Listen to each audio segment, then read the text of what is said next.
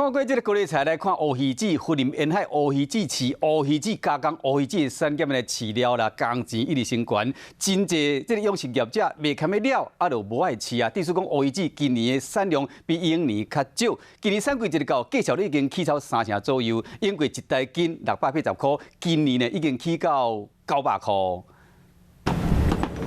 工作人员伊伫咧并要拍咖啡色的乌鱼子。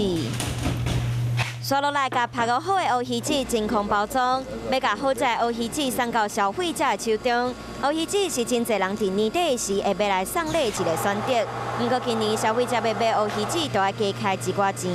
因为全球受疫情影响，乌鱼子进口量减少6成以上，加上台湾产出上侪乌鱼子数量的分林口乌，伫饲料、人力成本伫增加的状况，互真侪养殖业者直直了钱归去卖饲。自300公顷的养殖地直接减少到150公顷，产量减一半以上，减少了将近就是有一半。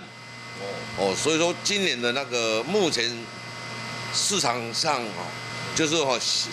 想要买的很多，但是量很少。乌鱼子业者讲，因为产量减少，今年产季一上市就起3成。原本一台斤的乌鱼子680块，今年直接起到900块。乌鱼子变做在地上贵的渔产，希望麻烦都会去用头和警察合作，启动乌鱼子巡护专案。